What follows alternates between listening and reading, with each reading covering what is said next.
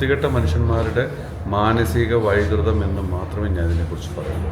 സിനിമയ്ക്കകത്ത് അങ്ങനൊരു പൊളിറ്റിക്സ് അല്ലെങ്കിൽ സിനിമ എന്ന് പറഞ്ഞൊരു മീഡിയത്തിൽ ഒരു പൊളിറ്റിക്സ് അല്ലെങ്കിൽ ആർട്ടിസ്റ്റുകൾക്കിടയിൽ ഒരു പൊളിറ്റിക്സ് അല്ലെങ്കിൽ അവരുടെ ജാതി നോക്കിയിട്ട് അങ്ങനെയൊന്നും മലയാള സിനിമയിൽ ഇതുവരെ ഞാൻ അനുഭവിച്ചിട്ടില്ല, കണ്ടിട്ടില്ല. ചില വൃത്തികെട്ട മനസ്സുള്ള മനുഷ്യന്മാർക്ക് അവരെല്ലാ കാലത്തും ഇതുപോലുള്ള ചില വൃത്തികേടുകൾ പറയുകയും കാണിക്കുകയും പ്രവർത്തിക്കുകയും ഒക്കെ ചെയ്യുന്നുണ്ട്. അപ്പം ആ മനുഷ്യന്മാരെ അകറ്റി നിർത്തുക എന്നല്ലാതെ വേറൊന്നും എനിക്ക് പറയാനില്ല. അപ്പം എല്ലാ കാലത്തും ഇതുപോലെയൊക്കെ ചില വളരെ പോസിറ്റീവായിട്ടുള്ള സംഭവം ഉണ്ടാവുകയും പിന്നീട് വീണ്ടും താഴേക്ക് പോകുകയും വീണ്ടും പൊന്തി വരികയും ചെയ്യുന്നുണ്ട്. ഈ ഓഡിയൻസിൻ്റെ എൻ്റെ ഒരു ടേസ്റ്റ് ഉണ്ട്.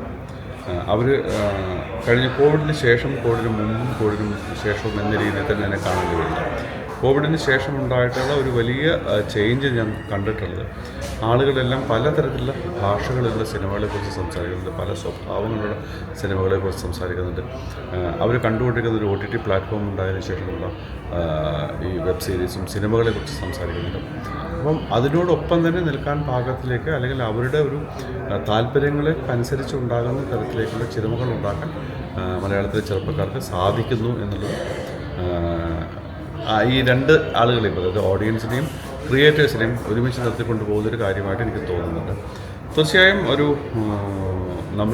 നമ്മൾ ചെയ്യുന്ന സിനിമകളൊന്നും ഒരു ചെറിയൊരു പ്രദേശത്തിന് വേണ്ടിയല്ല എന്ന് തെളിയിക്കുന്ന തരത്തിലേക്ക് സിനിമകൾ മാറിയിട്ടുണ്ട് എന്നുള്ളതാണ് ഞാൻ കാണുന്നൊരു മാറ്റം.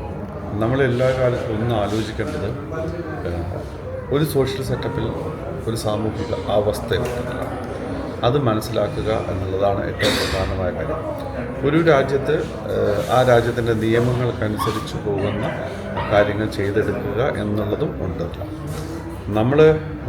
നമുക്കെന്തിനാണ് സെൻസർ ബോർഡ് എന്ന് ചോദിച്ചു കഴിഞ്ഞാൽ ആവിഷ്കാര സ്വാതന്ത്ര്യത്തെ ഹനിക്കാൻ മാത്രമൊന്നുമല്ല. അതങ്ങനെ കരുതല്ല. സെൻസറിന് ആവശ്യമാണെന്ന് പറയുന്ന ചില എലമെൻറ്റുകളുണ്ട്.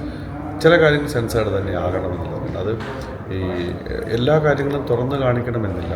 അങ്ങനെയുള്ള കാര്യങ്ങൾ കാണിക്കാൻ വേണ്ടി ഉള്ള തരത്തിലേക്കുള്ള അതിൻ്റെ ഒരു മിനിമലൈസ് ചെയ്തുകൊണ്ടുള്ള ചില കാര്യങ്ങളുണ്ട്. ഇപ്പം പോണോ സിനിമകൾ കാണിക്കുന്ന സൈറ്റുകൾ നമുക്കുണ്ട്. അത് അത്തരം സിനിമകൾ കാണാൻ പറ്റുന്ന തരത്തിലേക്കുള്ള രാജ്യങ്ങളും ഉണ്ട്. നമ്മളങ്ങനെ ഒരു സംസ്കാരം കൊണ്ടുവന്നിട്ടില്ലാത്തത് കൊണ്ട് അത്തരം സിനിമകൾ കാണിക്കണോ വേണ്ടതെന്നുള്ളതൊക്കെ കാണുന്നവൻ്റെ താല്പര്യമാണ്. പക്ഷേ എപ്പോഴും ആലോചിക്കേണ്ടത് ഒരു നമ്മുടെ വളരെ കൃത്യമായിട്ടൊരു കുടുംബ അന്തരീക്ഷത്തിലാണ് പലപ്പോഴും നമ്മൾ സിനിമകൾ കാണുന്നതും. ഇപ്പോൾ OTT പ്ലാറ്റ്ഫോം വന്നതിന് ശേഷം ഉണ്ടായിട്ട് ഏറ്റവും വലിയ കാര്യം വീട്ടിനകത്തിരുന്നു കൊണ്ട് നമുക്ക് താല്പര്യമുള്ള ഒരു ലക്ഷക്കണക്കിന് സിനിമകളുണ്ട്, അതിൽ കാണാമെന്നുള്ളതാണ്. അത്രയും തന്നെ പ്ലാറ്റ്ഫോമുണ്ട്. ആ പ്ലാറ്റ്ഫോമിൽ നമുക്കിഷ്ടമുള്ള ഒന്നിച്ചിരുന്നായിരിക്കും പലപ്പോഴും കാണുന്നത്. ആ കാണുന്നതിനകത്തേക്ക് വരുന്ന ചില കാര്യങ്ങളിൽ ചിലപ്പോൾ ഒരുമിച്ചിരുന്ന് കാണാൻ പറ്റാത്തതാണെങ്കിൽ അത് സെൻസേർഡ് എന്നുള്ള രീതിയിൽ തന്നെയാണ് അതിനെ കാണുന്നത്. കാരണം അത് കുറച്ച് ആലോചിക്കേണ്ട ഒരു വിഷയം കൂടി തന്നെയാണ്.